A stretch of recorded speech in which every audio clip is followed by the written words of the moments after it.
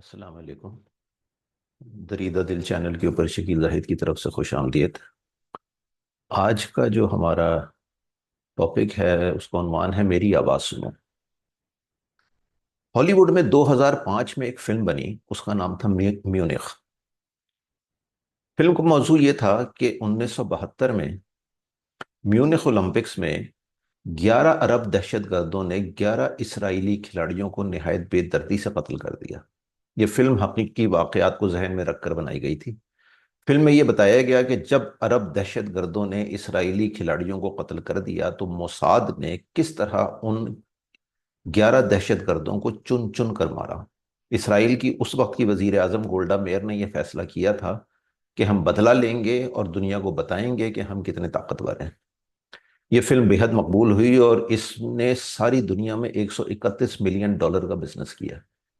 اس film کو اگر ایک مسلمان بھی دیکھے گا تو اس میں گم ہو جائے گا اور اس کی تمام تر ہمدردیاں اسرائیل کے ساتھ ہو جائیں گی۔ یہ اس فلم کی خوبی ہے۔ گویا یہ فلم ایک بہت بڑا، بہت کامیاب پروپیگنڈا مشین ثابت ہوئی۔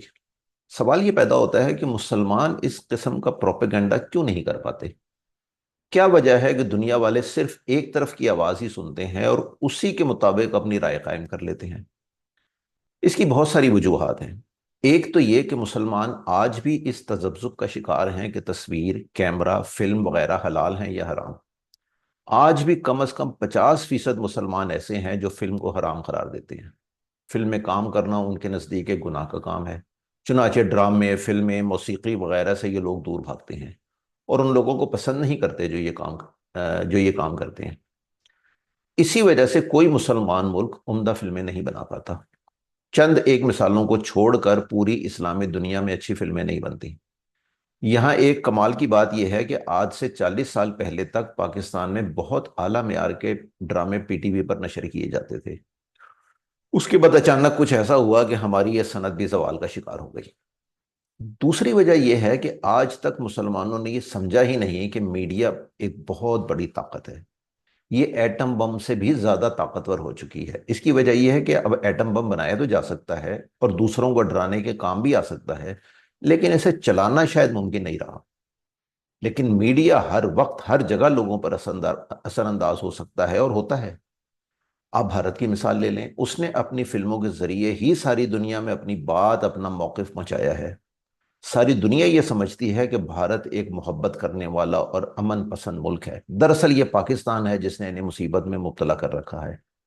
کسی کو معلوم نہیں کہ پاکستان میں کیا کیا مصیبتیں بھارت کی وجہ سے آئیں۔ پانی کے مسئلے پر ہم اقوام متحدہ میں چیختے چلاتے رہتے ہیں، لیکن اب اقوام متحدہ کا زمانہ نہیں ہے، اب میڈیا کا دور ہے۔ وہاں اپنی بات پہنچانی ضروری ہے۔ چنانچہ آپ دیکھ لیں کہ پانی کے مسئلے پر ہماری کہیں سنوائی نہیں ہوتی۔ تیسری وجہ یہ ہے کہ ہم نے کبھی اس کام کو اتنی سنجیدگی سے لیا ہی نہیں کہ ہم دنیا میں اپنا نقطہ نظر پھیلائیں۔ پاکستان میں آرمی پبلک اسکول پشاور کا اتنا بڑا سانحہ ہوا۔ یہ سانحہ میونخ اولمپکس یا بھارت میں تاج محل ہوٹل کے واقعے سے زیادہ بڑا اور دردناک تھا۔ کیا ہم نے اس پر ایک مؤثر فلم بنائی؟ کیا ہم نہیں چاہتے کہ ساری دنیا کو بتائیں کہ ہمارے ساتھ کیا ہو رہا ہے؟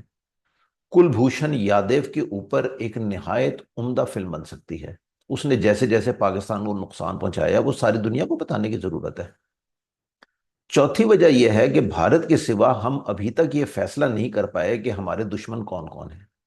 کیا طالبان پاکستان کے دشمن ہیں؟ کیا اسرائیل پاکستان کا دشمن ہے؟ ہم کبھی طالبان کی محبت کا دم بھرنے لگتے ہیں اور ہمارے منہ بولے دانشور یہ بتاتے ہیں کہ یہ وہی لوگ ہیں جنہوں نے حضرت عیسیٰ علیہ السلام کی مدد کرنی ہے۔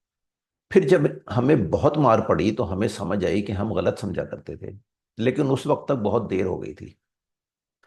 اس بات کی پاکستان کو بالخصوص اور مسلمانوں کو بالعموم اشد ضرورت ہے کہ وہ یہ جانے کہ ہمارے ساتھ وہی ہوگا جو ساری دنیا ہمارے بارے میں سمجھے گی۔ صحیح یا غلط، حق یا ناحق وغیرہ پہ کون ہے کون نہیں، اس سے کسی کو واسطہ نہیں۔ اب وہ زمانہ ہے کہ آپ سچ بولیں یا جھوٹ نہایت زوردار طریقے سے بولیں۔ ہمیں تو جھوٹ بولنے کی ضرورت بھی نہیں۔ ہمارے ساتھ اتنی زیادتیاں ہوئی ہیں کہ اگر ہم صرف ان کا تذکرہ ہی کر دیں تو بہت فرق پڑے گا۔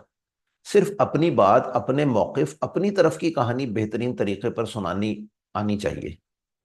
ہمیں چاہیے کہ ہم انگریزی میں فلمیں بنائیں اور انہیں ساری دنیا میں ریلیز کریں، نیٹ فلکس یا اسی طرح کے دوسرے پلیٹ فارموں کا انتخاب کریں اور وہاں اپنی بات پہنچائیں۔ بھارت کتنی ہی ہندی فلمیں ان پلیٹ فارموں پر ریلیز کرتا ہے۔ حال ہی میں اس نے بمبئی حملوں پر ایک فلم بنائی ہے۔ آپ اسے دیکھیں گے تو آپ کو لگے گا کہ بھارتی تو بہت اچھے ہیں، وہ تو اسلام کی بہت عزت کرتے ہیں۔ آج جو ساری دنیا اسرائیل کے ساتھ کھڑی ہے تو اس کے پیچھے میڈیا کی صنعت کا بہت ہاتھ ہے۔ وہ یہودی جن کو ساری دنیا میں کوئی منہ نہیں لگاتا تھا، آج سب کی آنکھوں کا تارا بنے ہوئے ہیں، اور دنیا کے نزدیک ان سے زیادہ مظلوم قوم اور کوئی نہیں ہے۔ چنانچہ آپ دیکھ لیں کہ سارے مسلمان ممالک غزہ میں ہونے والی زیادتیوں پر چیخ رہے ہیں لیکن کوئی نہیں سن رہا۔ یہ بھی جان لیں کہ اسلام ہرگز کسی نئی چیز کو حرام قرار نہیں دیتا، اس نے حلال اور حرام کے چند ایک قاعدے مقرر کر دیے ہیں، ان کے اندر رہ کے ہر کام حلال ہے۔ آپ غور کریں کہ کوئی یہ نہیں کہتا کہ سیاسی پروگرام، خبر نامہ، مذہبی پروگرام کرنا حرام ہے۔ تب تصویر کی حرمت کہاں جاتی ہے؟ ہمیں ایک سوچی سمجھی سازش کے تحت میڈیا سے دور رکھا گیا تاکہ ہماری آواز دنیا میں نہ پھیل سکے۔ ہم ایسے بیوقوف ہیں کہ ایسی ہر سازش کا شکار ہو جاتی ہیں۔ اپنی آواز دنیا میں پہنچانا بے حد ضروری ہے۔ ہمیں چاہیے کہ ہم ایسے اسکرپٹ لکھوائیں جن پر ایسی فلمیں بن سکیں جو ہماری بات کو زوردار انداز میں دنیا میں پھیلا سکیں۔ اس پر ہنگامی بنیادوں پر کام کرنے کی ضرورت ہے۔ فلم خواہ انگریزی میں ہو یا اردو میں، اسے اتنا اچھا ہونا چاہیے کہ جو بھی دیکھے اس میں گم ہو جائے۔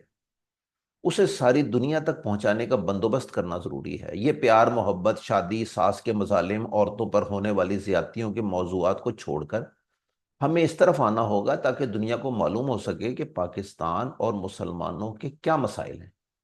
دنیا کو ہمارے اندرونی مسائل سے کوئی دلچسپی نہیں، ہمیں اب بین الاقوامی سطح پر اپنا نقطہ نظر بتانا ہوگا۔